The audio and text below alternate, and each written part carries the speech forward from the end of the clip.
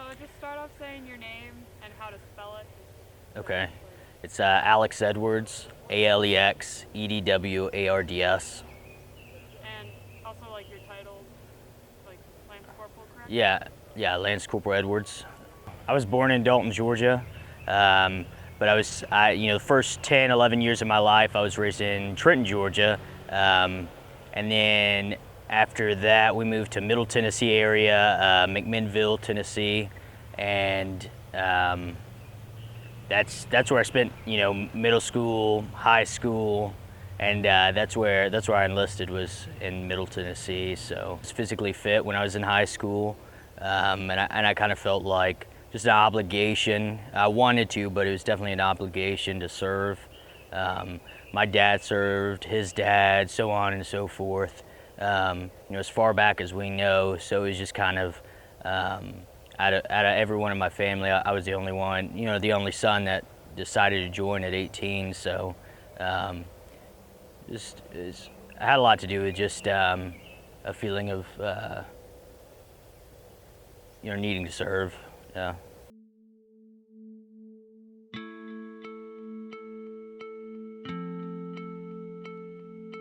What I remember of whenever we hit that IED was basically I felt my whole body compress and no air in my lungs. It felt like my brain was like mush and then just black. And then I remember waking up and people talking to me and just like answering what they were saying.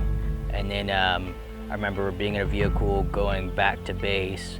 And then I remember my first sergeant saying I looked like shit.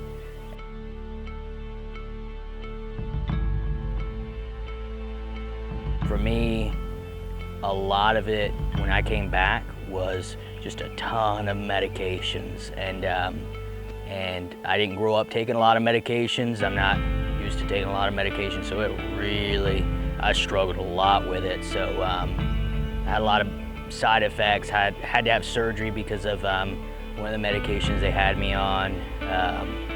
And so it was kind of getting away from all the medications just to be able to live a somewhat normal life.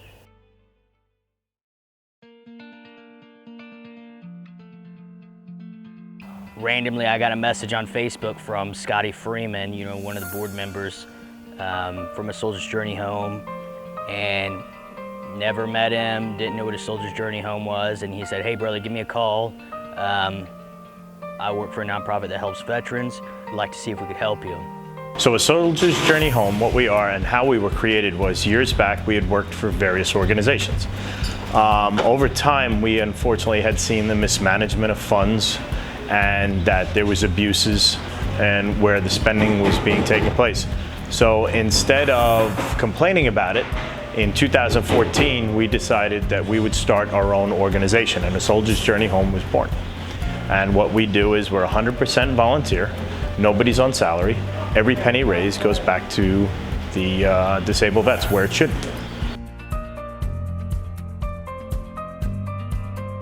In May, around this time, is when I found out that they chose to go with me over some of the other people.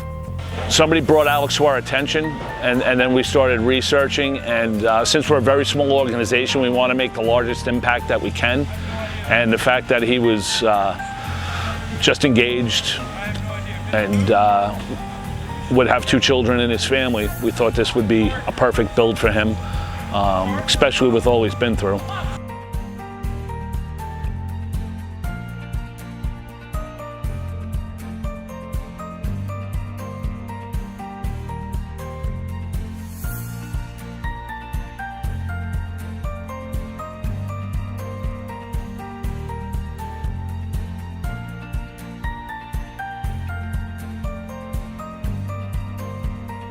My guys were a huge help from Chattanooga my Chattanooga firefighters, because it's in our backyard.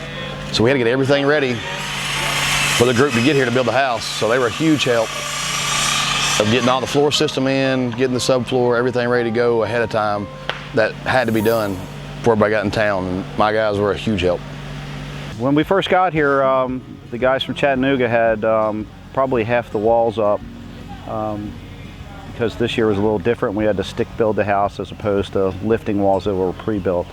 So as soon as we got here, we got right in helping getting the walls up, all the roof rafters, all the framing, plywood on the roof, did all that. And then once we finished that, then we moved on to putting the siding on the house.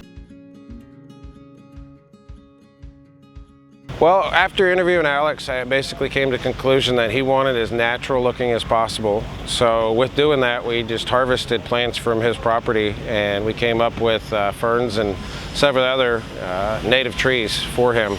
That way, he didn't want a formal house. He wanted something that looked like it belonged out in the woods.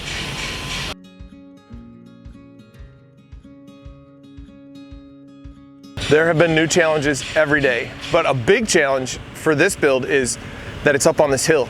So we're having to transport guys all the time, food's at the bottom, we've got parking, a quarter mile away.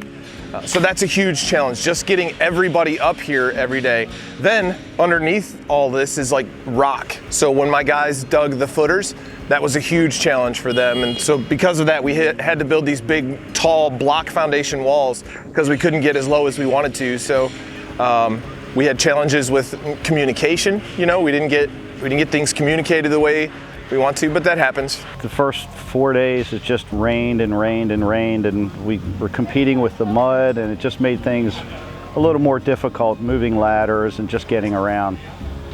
But it wasn't new to us because that's how we started out in San Antonio, so it was kind of business as usual. It takes a year to coordinate this and 10 days to build it. Not everybody here knows everybody, but you get to know each other every build you go to, and sometimes everything gets smoother and sometimes we run into roadblocks. But with everybody who's here, to see them year after year, you become family. And you become family with the recipient of the home. So that's what drives us.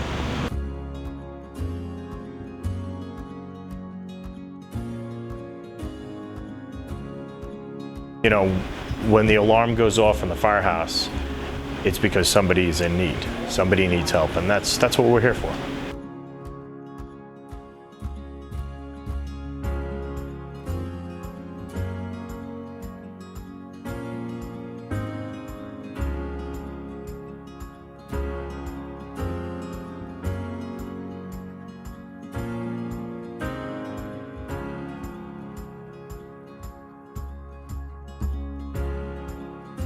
It's hard to put the appreciation that I feel into words to actually portray accurately, but we are super appreciative, and it's a life-changing thing. It's awesome.